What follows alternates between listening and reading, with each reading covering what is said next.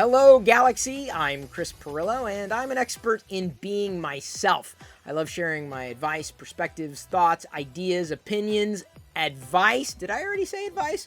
Well, I like giving advice a lot, but one size definitely does not fit all. So if I happen to say something that you disagree with, or maybe you can think about adding something to everything that I'm laying down, feel free to comment. I appreciate that, and of course liking the video, potentially even sharing it with someone who might also want to hear what it is I'm about to share with you. Thanks again to my wonderful community watching me live on Twitch as I speak through what it is that I wanted to talk about. I've made mention of this point in recent days, and I really wanted to kind of put a finer point on it, because for some reason or another, as a society, a global society, we've come to the conclusion that we must be happy. Like, happiness is everything. Do everything you can to be happy. And I can't say that that's necessarily the wrong take. It's just that we, as human beings, could not survive on happiness alone. It's just not practical. I mean, could you imagine being happy all the time? And there are probably people out there who are genuinely happy all the time, and there may even be people out there who you believe are happy all the time, and those are the people, I'm not going to say you have to worry about, but those are the people you can't really believe are always happy, because it's not practical. We have ranges of emotions, and going around thinking that you could be happy all the time kind of dismisses the idea, or really doesn't give you the freedom to feel other feelings apart from happiness. I like being happy. Who doesn't like being happy? But there are certain things you need to do if you want to be happy. Not all the time. Okay, I'm not here to tell you that because I don't believe that's practical. It may be possible, but I don't think it's practical. 3 things that you probably need to do, and I wrote these down just in case. Goals. Set goals. And I actually read something this morning, and a goal without a plan is nothing more than a wish. So when you set a goal, here's the key. Set a realistic goal. The right type of goal. One that you know you can achieve. It's nice to have some lofty goals, certainly, things to reach for, but a goal that's going to fulfill you. A goal that might bring happiness if you reach that goal. And when that happens, it doesn't matter how grand or how small that goal happens to be, if it's realistic, then you're going to be achieving your goals all the time. And you're going to feel successful because you've been achieving your goals. You've been planning to achieve those goals, because you can't just set a goal and go, well, set the goal, I'm done. Why am I not happy? You got to do the work. You always got to do the work. If you want something in life, you've got to earn it. But even thinking about how you accomplish these goals is important.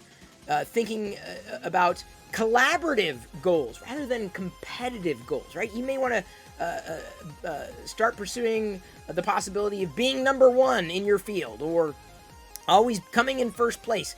That's possible, but is that practical? Like, how much stress are you going to endure with that kind of experience? But if your goal is less competitive and more collaborative, then you're working on something with other people, and you're building up something for other people. You are working together, and it's easier to accomplish a goal when you are working with somebody, when it's collaborative in nature, a shared goal to make something happen, whatever that thing happens to be. Let's say you want to do something for your neighborhood, right? You want to, your goal is to make a lemonade stand, right? I mean, it's a simple goal. You could do it. I didn't say that you would be profitable, and maybe that could be your goal. You'd have to you'd have to drive a different plan with that. But a collaborative, spirit, in that vein, you would do it with a couple of the neighbors, and you would bring smiles to your neighbors' faces. That's the goal, by building this lemonade stand, and you did it together, and you were successful, and you sold lemonade, and look, you made $1. Well, that was $1 more than you had before, so yay, you can reinvest it into the next lemonade stand. So, you got to think about the right types of goals, not just goals in general. The next thing you need to do is refocus and pay particular attention to the positive more so than the negative. Not always easy. And this is kind of like a glass half full, glass half empty kind of scenario. But if you accentuate the positive, there's a song in that, then you're going to find that your outlook is also positive versus always dwelling in the negative. This is a big deal. This is your focus. That's going to determine your outcome every single time. If all you're doing is seeing everything that's wrong, like, you're going to wonder, like, why am I not happy? I'm doing everything I like doing. Why am I not happy? Because you're not spending time accentuating the positive. And I'm not talking about getting along in life or working with other people. I'm talking specifically about your attitude. You are responsible. You and you alone are responsible for your own attitude. You and you alone are responsible for your own happiness. At no point in sharing these tips am I going to say, rely on somebody else to bring you happiness. Put it on their shoulders. Don't ever do that. That was me explaining what I'm not going to say. Because I won't. It's not right. You can't do that. So even if the world is negative and everything you're seeing is negative, and maybe the way that you're hearing what you're picking up on is negative, even if it's not negative, someone might say something completely benign. They may say something like, hey, you left your food in the microwave, right? What, you're always telling me what to do. I'm like, well, yes, when you're done with the food and it's in the microwave, generally speaking, you take it out and eat it. Well, I forgot. Okay, well, just take it out next time, maybe, and that way it doesn't go to waste. Well, look, that's not negative. It's an observation, right? It's not personal. It's just an observation. But if all you're seeing out of that is negativity, that's exactly what it is. That's what you're hearing is negative, even if it isn't. Even if it isn't. Now, I'll give you another way to look at that same situation. Hey, you left your thing in the microwave. Oh, yes, thank you. Oh, I sometimes I forget. I get kind of busy. I did not mean to. Okay, thank you. Well, is it still good? Oh, good. Could you bring it? Oh, yeah, sure. Thank you. Okay, it's saved. Great. Awesome. Thank you. Well, it was positive. The microwave meal or drink has been saved. It's been salvaged. It was the same experience. It's just you chose to see it as positive. Thank you. Thank you. I appreciate you telling me I did that because sometimes I forget. So now the other person's aware that next time that might happen, they might be able to potentially save a step. Well, next time maybe I'll bring the thing to them when the microwave it's done heating, right? So there's two different ways to look at just about every situation, and how you look at it is going to determine how you feel. Do you want to be happy? It's your responsibility, but accentuating the positive in every situation comes down to you. The third thing, this is a big deal because most forget about this, right? They don't even think about it. You got to forgive others. You can't walk around with this grudge because that's a weight. You got to forgive others. They did something wrong. Let's say they took the thing. They always take the food from the microwave. They're always doing the wrong thing.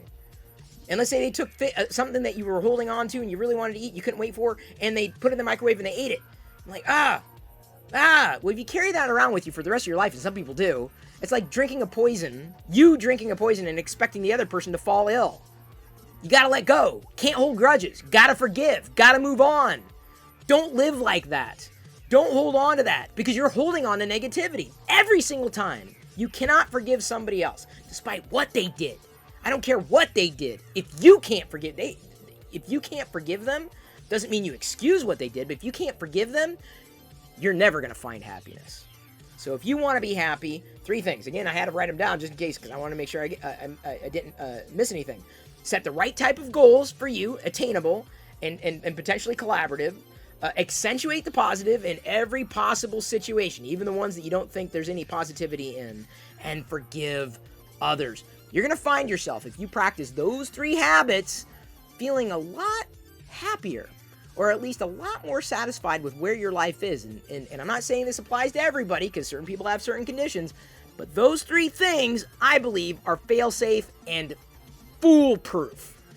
You may have other suggestions to share with the rest of the community, at which point I would, again, ask you to leave a comment. I might be missing something. These are just my top ideas, my top thoughts, the things that I try to do in situations to be happy.